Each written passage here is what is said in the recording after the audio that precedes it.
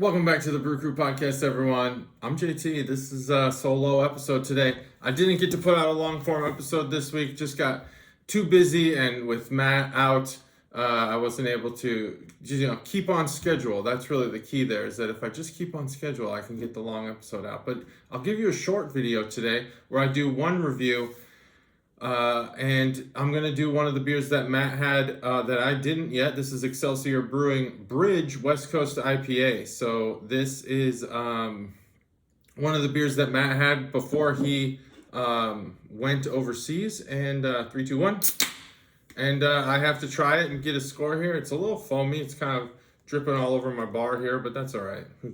That's why you do the epoxy, so that you can just clean that up.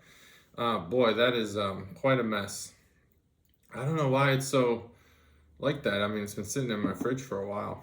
Anyway, I don't really like West Coast IPAs. I don't like that dry dankness of them. I like wet beer. I don't like, West Coast is going to be like your dank, dry IPA, whereas the East Coast and the New England hazies, they're going to be kind of your juicier, wet feeling. They don't really dry out your mouth.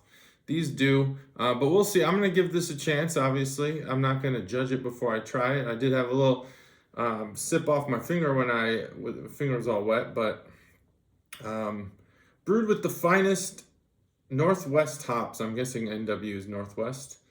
Our West Coast style IPA delivers a resinous punch of grapefruit, pine, citrus. I shouldn't have read all that. I hate when I read the notes. It's a 7%. It doesn't matter what else is in this. A hint of stone fruit. I would never know that that's in there anyway. Foam.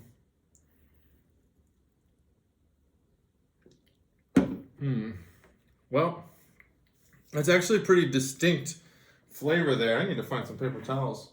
This thing's about to start spilling over. And I don't have any in here. That's great. There it goes. Let's go ahead and just use this towel, even though I didn't want to. Anyway, that sucks. All right. Getting all over because it's all over the top of the can. Whatever. That's just part of the experience.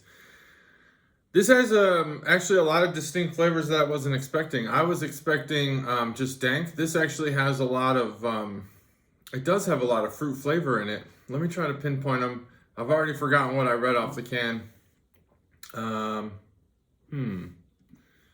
I would say I should have had paper towels in here so I could wipe the top of this can off. But since my towel's already wet with beer and I gotta take it in to get laundered, not laundered like money, laundry, I gotta clean it. Oh, what is this? I don't know. I don't taste citrus.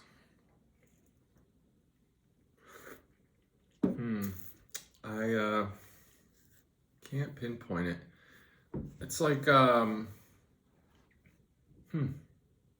the hops are not as sharp as I thought they would be. I think when I think of a West Coast, when I go into drinking a West Coast, I always think that the hops are going to be like sharp. They're going to just stick out like crazy, and they're going to be unappealing, unapproachable hops. That's why people like them. When IPA started kind of proliferating through the hipster culture, they're always talking about the hoppier beers. But when you talk about like triple and double IPAs, that's not the case. But these double dry hopped or whatever, those get hoppier and hoppier. And the West Coast, if you had like a triple dry hopped West Coast IPA, that would be insane. It'd be really bitter, I think. I don't know if I've even had one. Maybe I have, and I just don't realize it. This beer actually has a lot more flavor than I anticipated. I think you could. It is dry. It's on the drier end, but you could convince me that this beer wasn't a West Coast. I think it doesn't have that dank punch that I was expecting. The sharpness just isn't there on the West Coast style. So in that regard, it's probably not as high up for most West Coast drinkers. However, for someone who doesn't like West Coast IPAs, I think this beer is really good. It's approachable. I'm trying to pinpoint the flavors here. Man, there's just something there. And I just can't figure out what it is. It's probably, I don't know if it's added into the beer or if it's just part of the process. Now, I do know that Excelsior, I was reading, I think they use their local lake water for their beer. I don't think that impacts the flavor at all. But it's a family-owned place, and they're kind of your standard small brewery. Didn't see anything distinct on the website. I'm not tasting citrus and stuff. What I'm tasting, oh man, I don't know. I guess maybe some earthy stuff, some leaves, maybe grass. I don't know. It's hard to say. I don't know where they're getting that citrus stuff from, but it's just like, I'm getting it. I'm gonna get it. It's what is this flavor? Man, I just can't figure it out. Man. I feel like so much of this video is just me saying, oh man. But it's like right there, it's like eliciting something, like a memory of some sort. I think it's a fruit or some sort of scent that I'm tasting, like potpourri or something. But not potpourri. This doesn't taste like potpourri. I can't figure it out.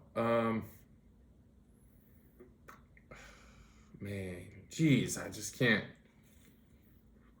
What is that? This is just me drinking beer.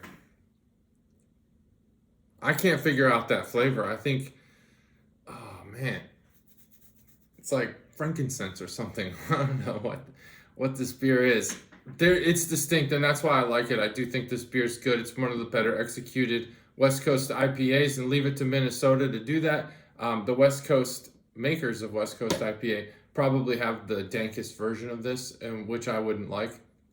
So I like this beer. I give this beer a 4.25 because I think it does have good flavor, and it does satisfy any hop thirst that you have, and it doesn't dry your palate out. So for those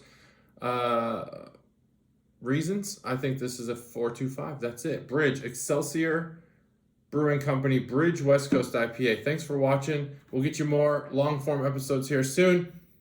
Thanks.